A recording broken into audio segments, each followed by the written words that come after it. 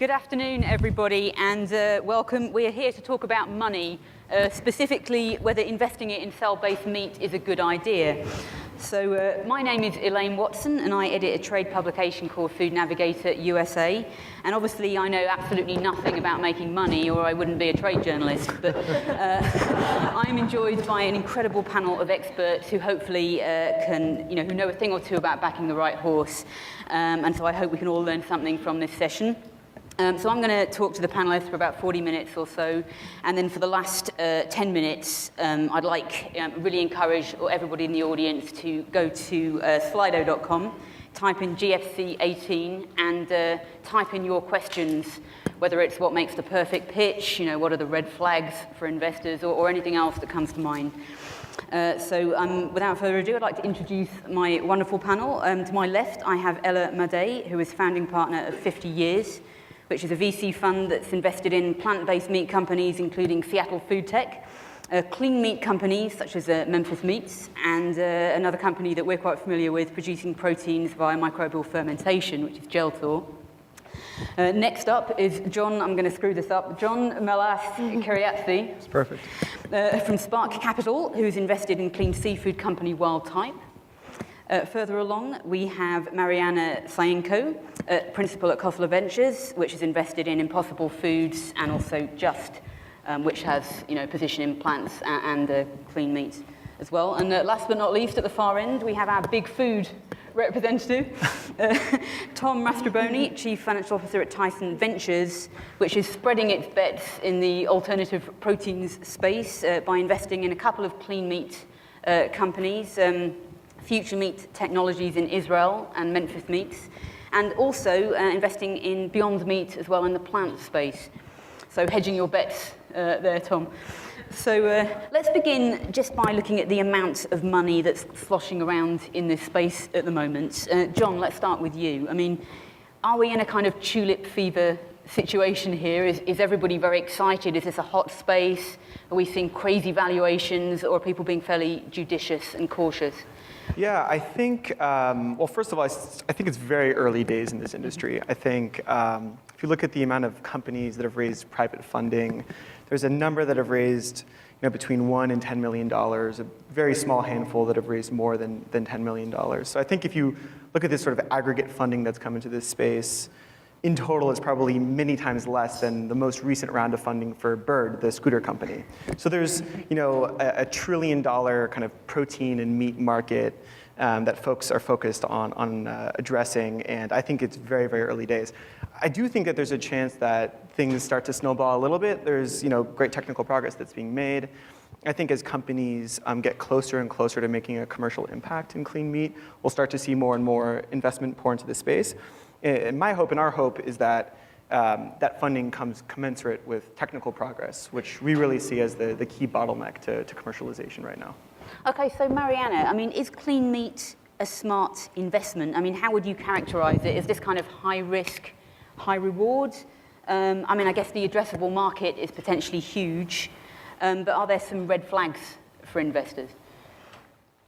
Look, absolutely, and I think there's red flags, and there's no obvious investment where here I put in $1 million or $10 million and I'm certain to get all of my capital back. I think the reason that clean meat and cell culture meat and honestly any of the food innovation space is a brilliant space to invest in is because the market is enormous.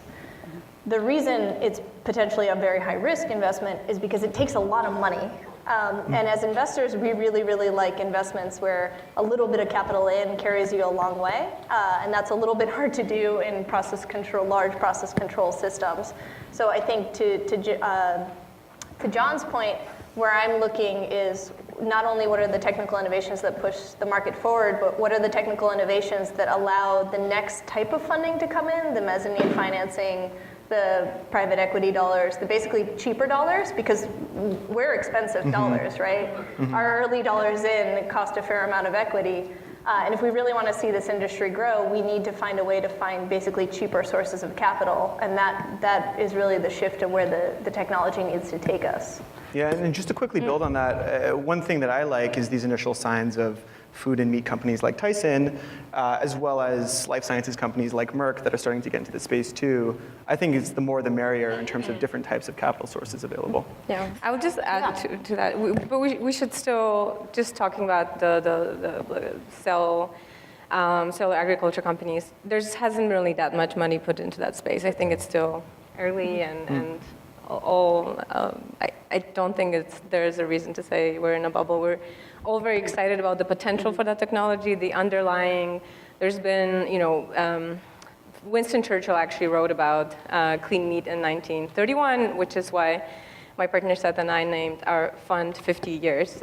His essay was called 50 Years Hence, and he talked it's absurd to grow the entire chicken just to eat the wing instead of just growing the wing under a suitable medium in the lab. And he thought it would happen within 50 years. It wasn't possible because some underlying technologies were not ready, but because of biology is becoming an engineering discipline, because of the level of lab automation that we see, because of the advancements of tissue engineering, things have changed. So right now it's possible not just for clean meat companies, but for other bio-based startups to achieve a lot with similar funding that traditionally, if not software, then definitely a hardware startup could achieve. So I think there's been underlying technological enablers that are making it now the time to get into that space. So this conference is about clean meat and plant-based meat.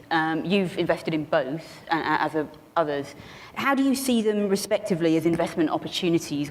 Some people have said to me that the addressable market for clean meat is bigger than it is for plant meat, whereas companies in the plant meat space tell me, we're going after the whole market, it's meat. So how do you see it? Well, I think we look at those opportunities independently. We have backed companies using, Memphis Meat's growing meat, companies using yeast fermentation, companies using plants as a platform to make animal protein. So the plant-based, everything is essentially everything we eat minus meat is plant-based, or fungi-based, I guess, to be precise, algae-based. But people will need diversity. We cannot eat just meat. There needs to be consumers need a choice. And for now, the plant-based foods industry is actually much larger than the meat industry. Obviously, the way we use the term plant-based in this context essentially encompasses that it's a plant-based replacement of a meat product, but food is food, and people will prioritize for what's cheaper, healthier, yummier in the future, and we think there's room for all those things to eat. We eat all those things, so we want them to be made sustainably and in a more rational way as well. So Tom, over to you now. I was asking you this earlier, but you're a big food company. You know a thing or two about food distribution, production, and marketing, and so on. Why not? You've invested in some of these companies. Why not just do this in-house? Hire a couple of top-notch cell biologists and so on, and do this. Set off the Tyson clean meat division. Sure. So we do have a dedicated, tremendous team of food scientists that work at Tyson, both on the formulation side, on the microbiology side, on the animal welfare, the veterinary side. What I think, and what you and I were talking about, was these businesses are so new, and it's the application of a technology that's been around for a while, but it's being used in a new application. And certain businesses do not incubate well in a corporate setting, right? When we look at, we're going to launch a new product line, first question is, what's the idea? The second question is, what's the ROI on it? Right? And we have shareholders that we are beholden to, and that's the way our model works. At the same time, we recognize there's disruption happening in the market, and we want to be a part of that and understand what's going on. That's not going to work in a corporate R&D environment. So what we've decided to do is stand up the ventures arm to invest in startup companies and give them that safe space to fail forward. So I think that, and that's crucial. We always tell people Edison didn't invent the light bulb on the first try, right? So things are going to go wrong, mistakes are going to be made, that's okay, but let's give them a safe space to do that in, but at the same time let a big corporate entity like Tyson participate. So where do these sort of alternative proteins kind of fit within the spectrum of things that Tyson Ventures is interested in? And how does, the mothership, Tyson HQ, see these emerging sort of proteins impacting the core regular meat business? Yeah, absolutely. So Tyson Ventures, I won't get too pitchy. We were set up to be an early warning system for the business. Figure out what's coming on the horizon 10, 15 years down the road that could be disruptive to our core businesses. But we're much more than just alternative proteins. We also have a separate investment pillar of the Internet of Food. We're looking at connected kitchen devices, traceability, transparency, sensors, pathogen detection systems. So we're touching everything in the food supply chain that affects team member safety, language translation, all challenges that Tyson faces. 122,000 team members, over 50 languages spoken in our plants and facilities. Wow. So it's much more than just consumer products, it's operations, it's safety, technology. But at the end of the day, we are a consumer products company, and we want to deliver options to our customers. So we look at plant-based, we look at cultured as and opportunities, not or propositions for Tyson. So you've invested in 2 clean meat companies. Could you invest in more? How many clean meat companies could you potentially invest in, or do they both offer different sort of approaches? How many are out there today? 27? 27, yeah. I round to 30. That's the auditor in me. But when we started looking at our initial investments, there were about 12. And we looked at all of them and we diligenced all of them. And now, about less than a year later, there's 30. So Sue Siegel, who runs GE Ventures, has a great quote we always steal, that the pace of change is never going to be slower than it is today, right? And things just keep moving faster and faster and faster. So I think for us, it's about understanding the market.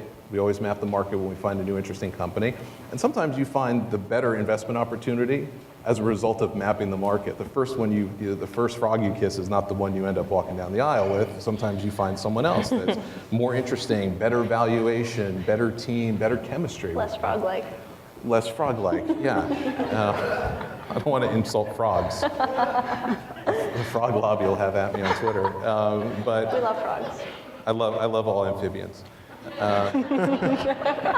But for us, I think it's about the opportunity that's out there. And I think to your question before about the pace of capital being deployed, there's going to be consolidation in this space. That's going to happen, and that's going to be equity fueled. Mm-hmm. So there are going to be opportunities for more advanced companies to go out and acquire companies that have that missing piece that they need to really propel them forward to that level of commercialization.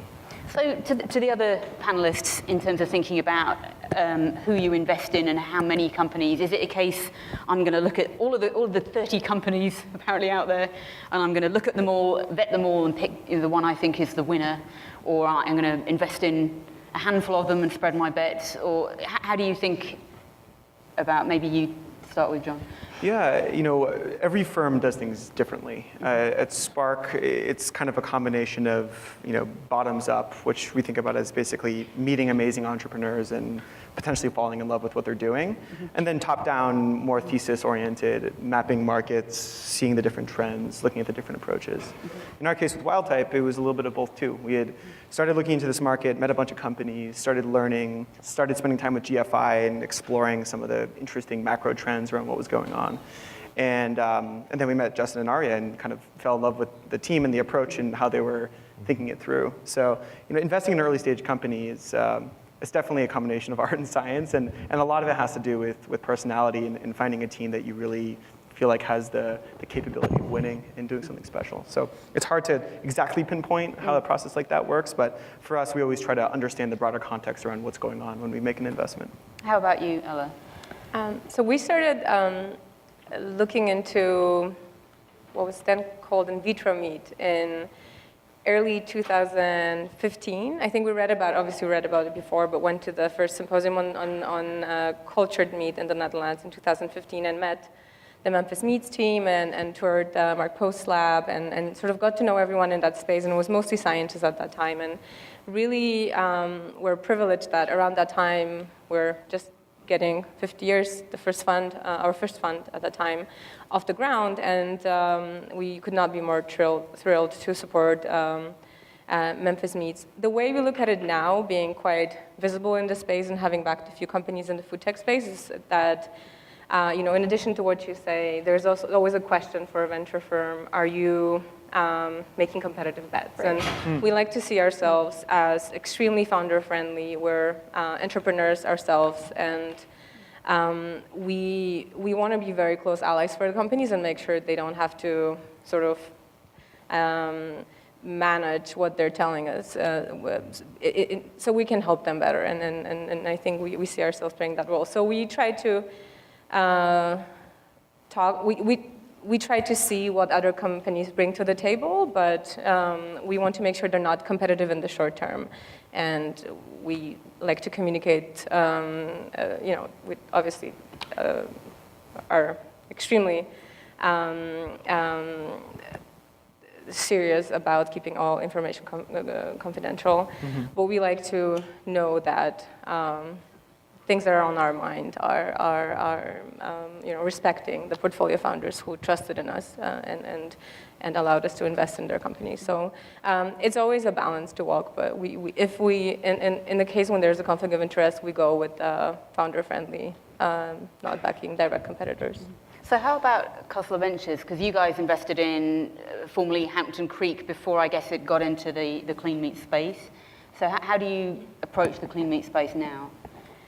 So I think that Khosla Ventures is similar to everyone else on this panel, very concerned about ensuring that we create collaborative portfolio overlap and not competitive. Now, what's interesting when you invest in any company early in a space, they grow, they change, they pivot, they go after areas that maybe weren't their first areas of interest.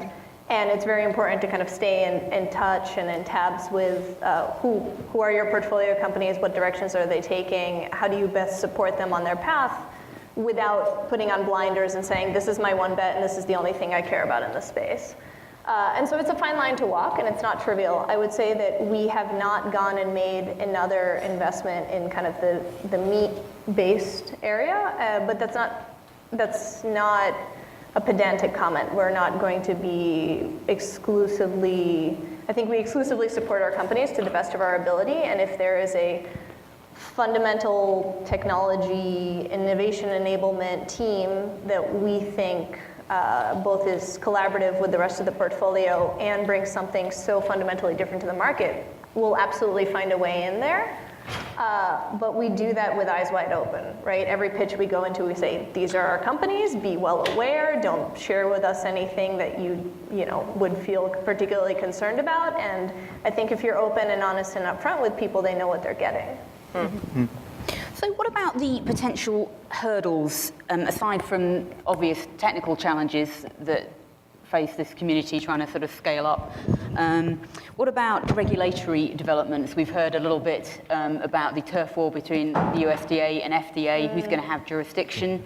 Plus, we've written a lot about the labeling conventions in this space and in plant-based milks and so on as well. I mean, do you pay a lot of attention to that? And is that something that you see as, just a little bit of a roadblock, or, potentially very problematic if things don't go the right way? I'll chime in very quickly, which is I think there's a reason that a lot of institutional investors shy away from highly regulated markets. It's because highly regulated markets are often irrationally regulated for longer periods of time than you're willing to be solvent for in them. What I've been surprised by most is how quickly the market on the regulatory side has reacted to some of these very early companies, almost sometimes in an aggressive manner, but sometimes in a very supportive manner. It bolsters and it's exciting in the sense that they're paying attention, which is great. It's also horrifying because they're paying attention at a time where you're not certain all of the companies are presenting their best and most capable foot forward because they're so early.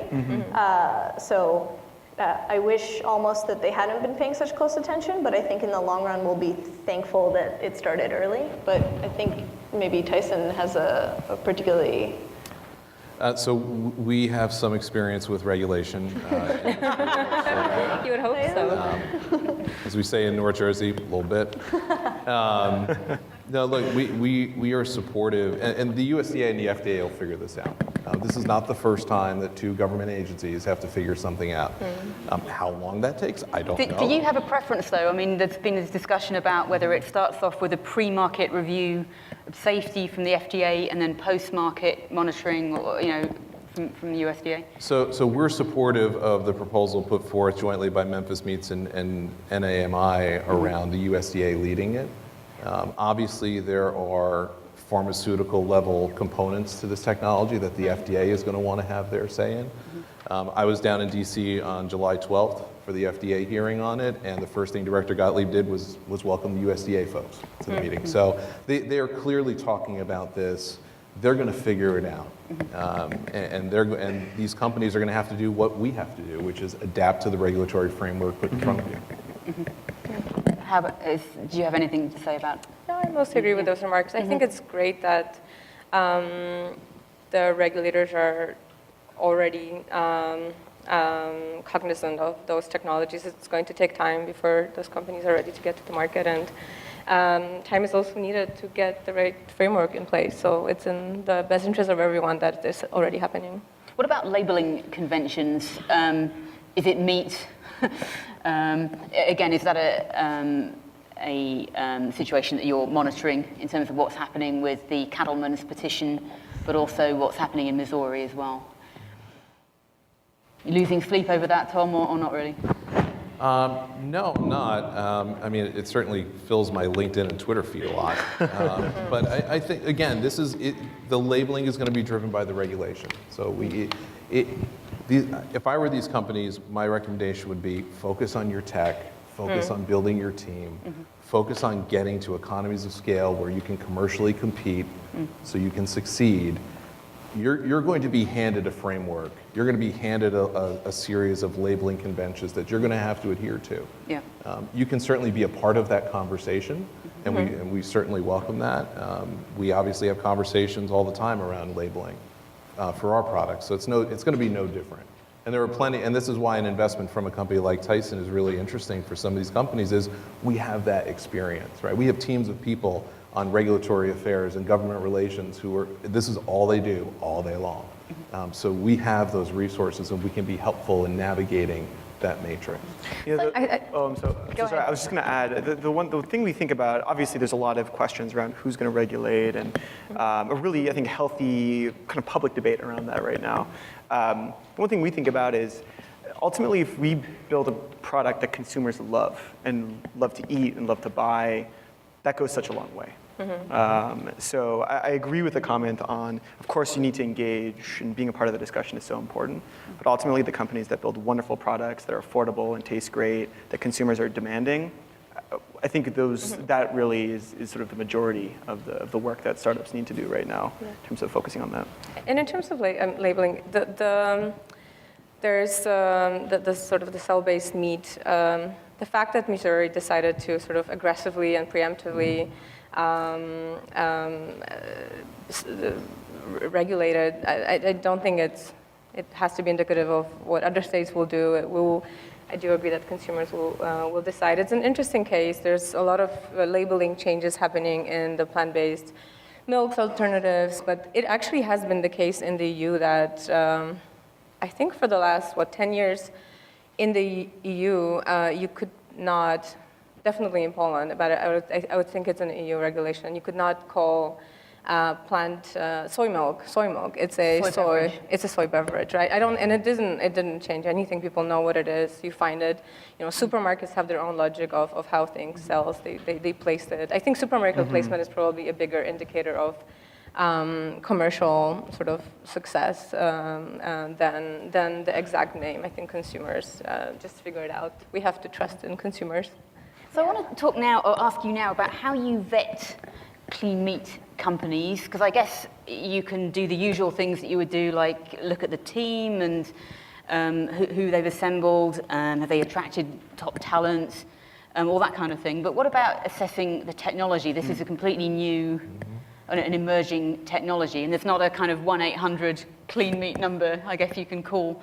So how do you? I mean, 1-800 GFI. Is that it though? I mean, how do you? Well, can I? Yeah. Definitely, I think GFI has been an amazing resource for everyone, all the investors in this room. I don't think there's anyone who ignored their reports at least as a base for assessment.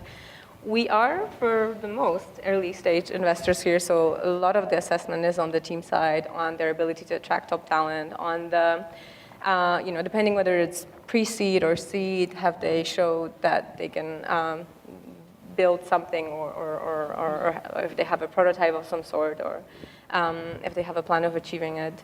For us specifically, we started getting to know that scientific community around, at that time, in vitro meat. In 2015, and made friends with some of the scientists, and they've been extremely helpful in helping us at some of the companies just from the technological standpoint. And we all continue being a part of this community, and I think the reason we're here is that because there is a very important dialogue happening with different stakeholders who understand the science, at a very deep level, and also folks who have scaled biotechnology companies before and understand that, okay, the fundamentals of science are this, but when you're ready to scale 2 years from now, you will see that there's no cultivators of that size, or you cannot hire bioprocessing people. So I think it's just talking to various folks who have experience in the industry. Is also very helpful for us. So that's how we approach it. And by now, our portfolio founders are an amazing resource as well. Yeah, I agree with all that. I think in some sense, clean meat is a brand new industry. It hasn't been done at scale before. But the components that go into the industry are understood, and there's sort of disciplines, like very rigorous, large industrial and academic disciplines built out around cell biology and tissue engineering and scaling. So it's really not inventing something completely new. It's really a hairy interdisciplinary problem. And of course, there's specific progress and specific R&D risks that exist in each of those different areas. So for us, a lot of it was rolling up our sleeves, doing the work, and also, of course, working with third parties like GFI to try to better understand some of those technical risks that existed. To know what the right questions are to even ask in terms of the technology. What's that? It's a case of knowing the right questions to ask. In doing our best. I mean, obviously, technical diligence is notoriously difficult. But part of it's that. But then the other part is trying to find a team that we thought, and the other people in this room, their investments think that can really weave those different things together and recruit really, really well, and build a strong kind of collaborative culture and move fast, be able to experiment, learn from mistakes, and kind of move on.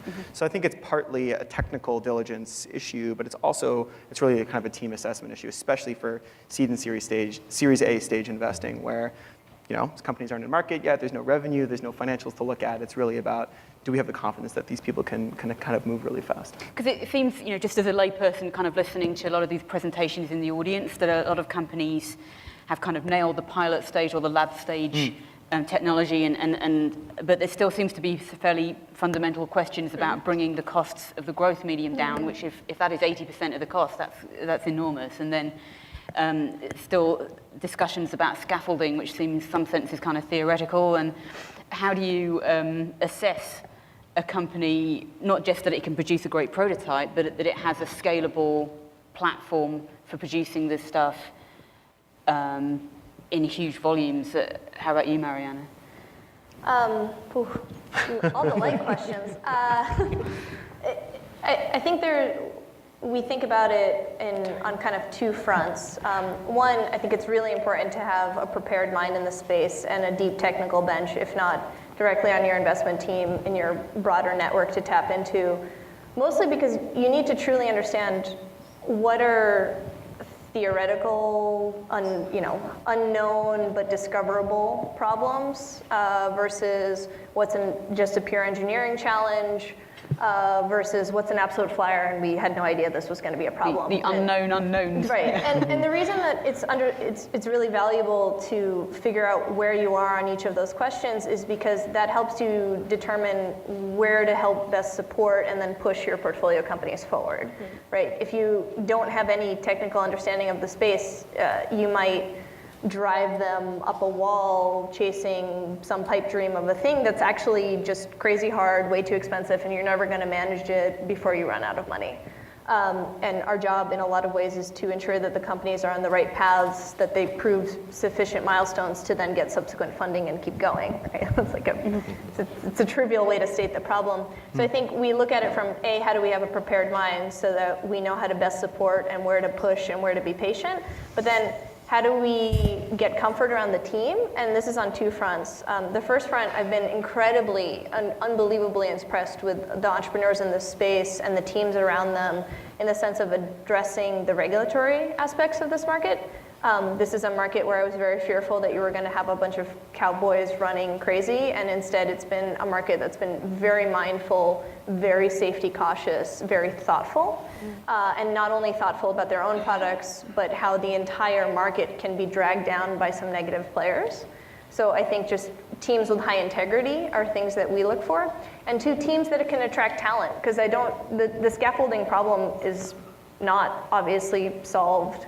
And who are the teams that are going to bring in the types of talent, recruit them, and keep them that then get to go work on those hard engineering problems.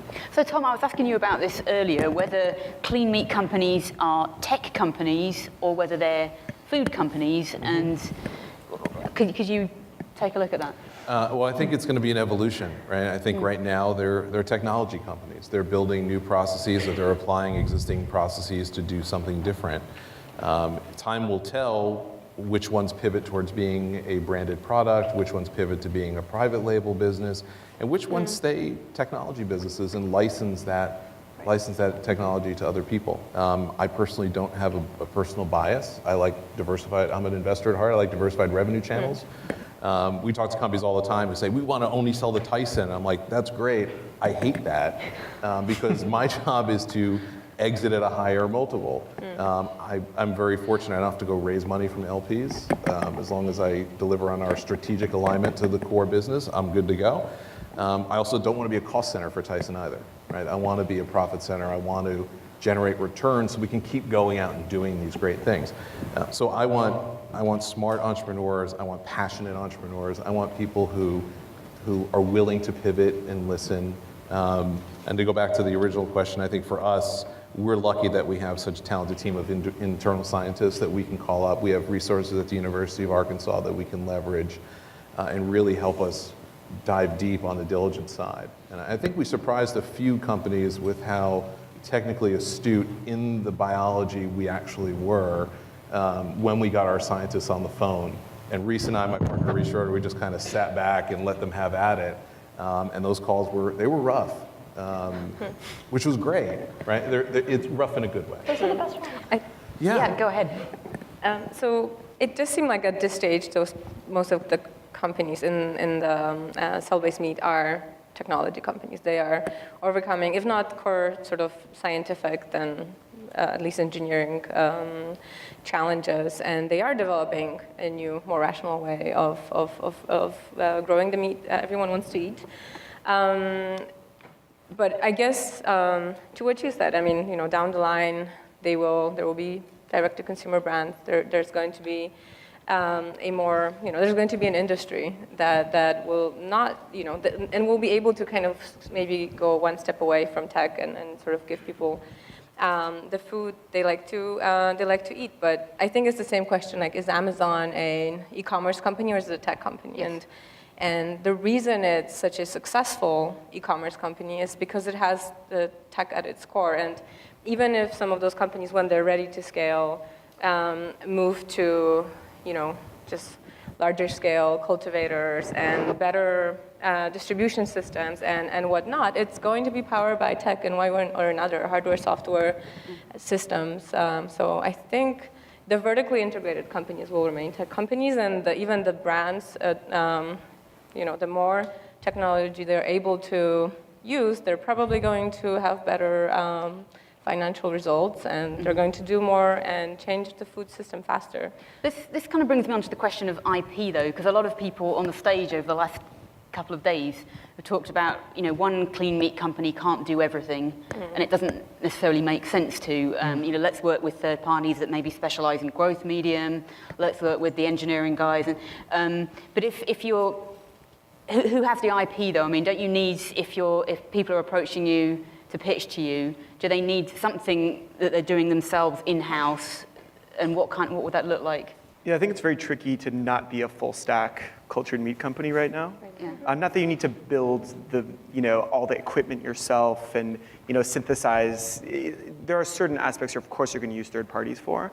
But at this stage in the industry's development, where there is no industry, it's just a bunch of startups who are trying to figure things out. I think you kind of need to own that full stack, from developing the technology all the way through the product. As the industry matures, like every industry, there will be some companies that remain full stack and some companies that slice off horizontal pieces that they can really own and be the best in the world at. But at least from our perspective right now, it's so early in the industry's development that if you try to just own a component, it's very difficult to build a big business because the industry doesn't exist yet, and the people you're selling into are much more in an experimental phase and in a fully kind of industrial and kind of commercial scale phase. I guess it sort of makes sense to build even preventatively an IP moat, and it's hard to know what other folks are doing. And even if we have an intention of open sourcing all your IP in the future, like we know companies like Google who take that stance sometimes. It still makes sense to build it because if you think you're the right person to manage that IP, it still makes sense, and it definitely creates the defensibility you need to raise capital and get the company to the next stage when you can actually sell your cell-based meat to people and then decide what you're going to do with it next. But it in a game mechanical world, I guess it still makes sense to protect. Tom or Mariana, do you look at what IP are you looking for if you vet companies in the space? I'll be short and sweet here. I think patents are a necessary evil, but for early stage companies, you're not going to have the capital to litigate extensively against them. So you need to have a lot more than a handful of patents to actually be long-term defensible and stable in the market, and that's around your team and your market positioning and the quality of your product. Because people will copy you and people will steal from you. And so I don't put patents personally as particularly high, but I think they are necessary. Yeah, and I would agree with that. We've seen many companies rely on trade secret a lot, which makes sense. I mean, the minute something is filed and it's published, and you might as well just put it out on WordPress at that point. So, but that also does, though, is we've spoken a lot about, is speak to the quality of the management team and the ability to retain talent, right? And to build that culture within the business of this single-mindedness to accomplish the mission. And we're all behind this, and we're not just going to wait until some cool technological development happens and I'm going to steal it, do my garden leave, and then emerge with the 31st cultured meat business of the week. So in terms of what you guys can do to add value to help the companies that you're investing in, maybe starting with you again, Tom, are there things that Tyson can contribute in terms of strategic insights or advice that perhaps some of these venture capital people can't? Sure. We're operators, right? We produce 75 million pounds of prepared food per week. We know what it takes to feed a country. We know what it takes to feed the world. I chuckle a little bit when entrepreneurs talk about scale, when they're still in the developmental stage, and say, well, when we get to scale, it's going to be great. And I'm like, well, scale for you and scale for me are two very different things. But what we can do is help them have that moment of pause when they say, well, I want to be on the shelf at Walmart. And it's like, whoa. Let me tell you what it takes to get on a shelf at Walmart. We're Tyson. We don't miss a Walmart delivery. Okay, we service McDonald's, Chipotle, the biggest QSRs in the country. We don't miss deliveries because we understand what that consumer relationship, those businesses are depending on us to deliver product safely, timely, and at a consistent level of quality. And I think that that's why we sell as much as we do. What we can offer is insight into how do I build an infrastructure that can support that level of delivery consistently, that I can go out and now win in the market against competitors. We've got about 10 minutes left, so I want to get on to the audience questions. But I just had one that's interested me, which is about pet food, because it was mentioned earlier and everyone kind of laughed. But I thought it's a pretty interesting market. It's a big market, and I know some companies in the space are looking at it. So why not go after pet food for clean meat? Anyone? Why not? Well, I don't know how public that. There is at least one company that's doing it. I would guess it's pet food. It's cheaper, right? So it doesn't seem like it's the immediate best market, place to enter the market. But it just, as a small, tiny percentage in the marketing gimmick, maybe. It is a sizable market. I don't think the cost curve closes for pet food for any type of synthesized meat or plant-based food today. I also think it's really hard to go consumer-wise in the other direction. I think you could create a fantastic food for humans company, and then you would probably, even if you wanted to do pet food from that, you'd probably rebrand it and make it look different. I think consumer sentiment is going to be a very particular thing to consider there. And from that perspective, if you're going to go through the trouble, you might as well make food for the market that's going to be willing to pay more. But on the plus side, I guess your dog doesn't care if it looks like a slurry. It's true. Tom, what do you think? Yeah, well, again, we operate a pet food business.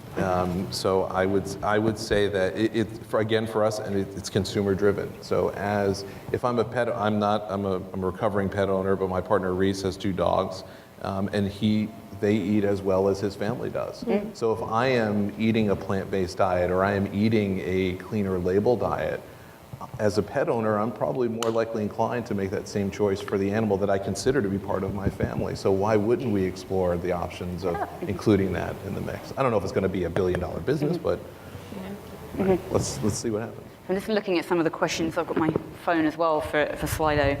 There's a question at the bottom, barely read.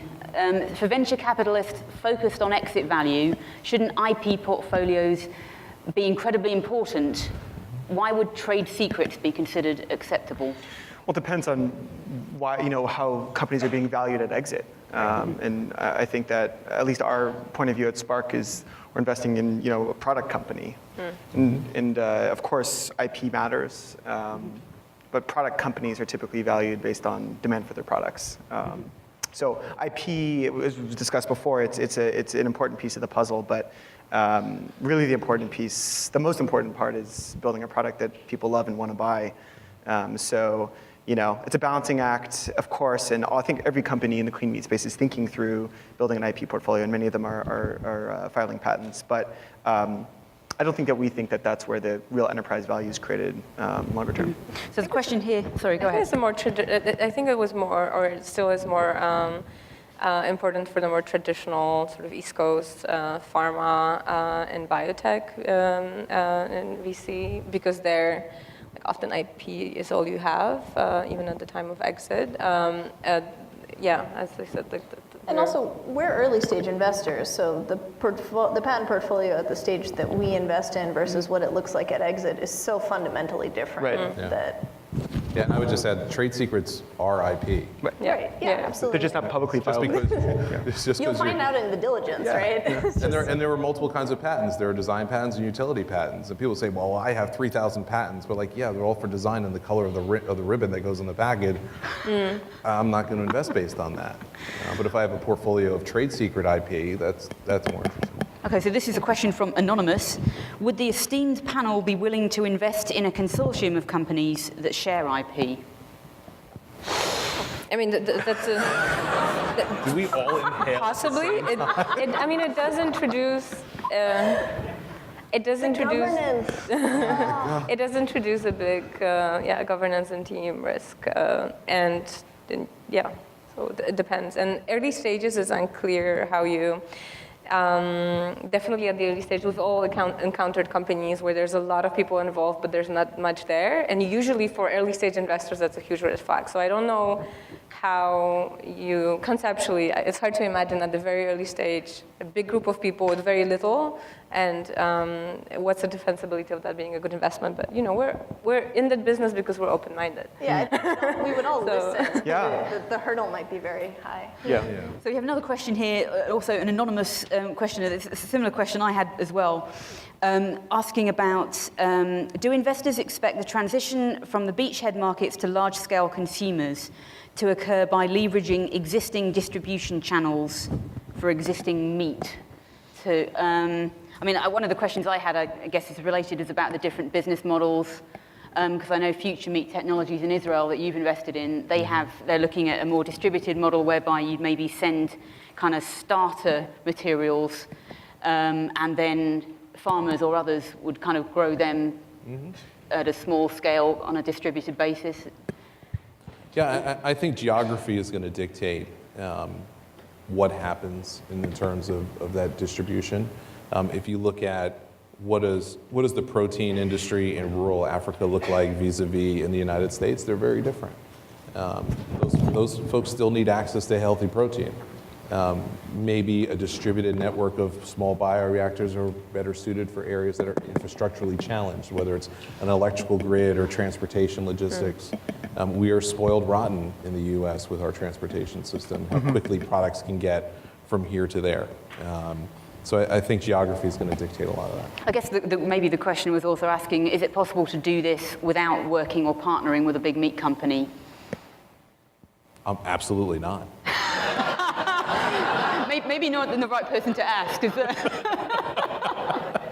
Well, I think it's the interesting example to look at that's coming earlier is the plant-based companies and how they're thinking about go-to-market distribution through retail, distribution through food services, restaurants, what kind of distributors they're working with.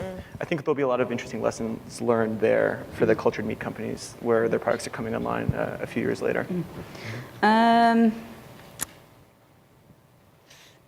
A couple of places. There's a couple of questions. What role, if any, might crowdfunding play in moving the ball further downfield? Oof. If you don't want to, I can always move on. There's plenty of others. Look, crowdfunding has a role in lots of industries. I think crowdfunding in highly regulated industries is potentially high risk because crowdfunding rarely delivers sufficient capital. It often creates a lot of noise for good and bad reasons, right? It gets consumer sentiment excited, but then consumer sentiment drops drastically when you don't deliver the product on time that you promised that people paid for because it took a lot longer and it cost a lot more money. So I think crowdfunding can feel easier and more accessible in the beginning, but the things it offers in the beginning aren't always joyous in the long run.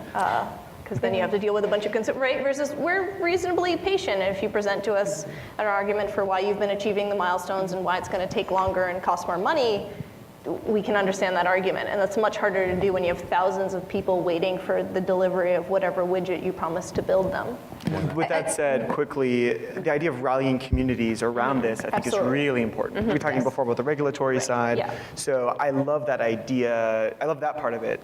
Whether or not funding needs to be tied to it, I think is a different question. Memphis definitely had a successful rallying their community around. I think Super Meat also had a crowdfunding campaign, and I'm pretty sure it raised awareness. And I know there's been a ton of not just kind of Kickstarter non-equity financing, but also like WeFunder equity crowdfunding around plant-based brands. But brands are easy because somebody needs a better beef jerky, and hey, here it is. You can fund it and you can get it maybe in a few months. Consumers at that early stage too. But there's, other, not that I'm promoting WeFunder, but there are different equity crowdfunding platforms have had medtech and some, cancer treatment things that are, quite risky, hard to explain, but needed, and I think a lot of people feel strongly about food. So I think it's, yeah, they're probably going to play a small role. So I just want to end with a last question, which is about consumers and how closely you should consider or do consider consumer sentiment, when considering whether to invest. I mean, we've seen some survey data presented, and it seems, reasonably positive given it's not on the market yet. But, could you all end up in one of those CNN documentaries, the 2010s, where you were, tech funds lost their minds and started throwing silly money at Frankenmeat? Aren't we already there? It's a great headline. Very clickable headline. Yeah, we should absolutely worry, right? I mean, if we don't, there's so many ways that it goes wrong and that sentiment goes off the rails, but I'm more worried about making somebody sick than I am about somebody having a particularly visceral reaction to more science in their food. The thing that freaks me out is that we eat things that are like neon orange and consider that to be acceptable food product, but then are worried about something that's actually very carefully curated and grown for you. So I think sentiment is hard to guess what it will be, but we should worry about it. Does that make sense? Yeah. I don't know. Yeah, no, I think it does. To your point, we've been eating processed foods in this country for a long time. And being someone who's experienced visceral reactions both internally and externally from making investments in this space, I think we certainly worry about it. We have deep experience in food safety, so we're not so worried about, we understand how to de-risk that in an investment opportunity. For us, it's going to be, is that market going to be there at the end of the day? So on that happy note, I'm going to call it to an end because the monitor's flashing 0. So thank you so much to fabulous panel. Really appreciate it. Thank you.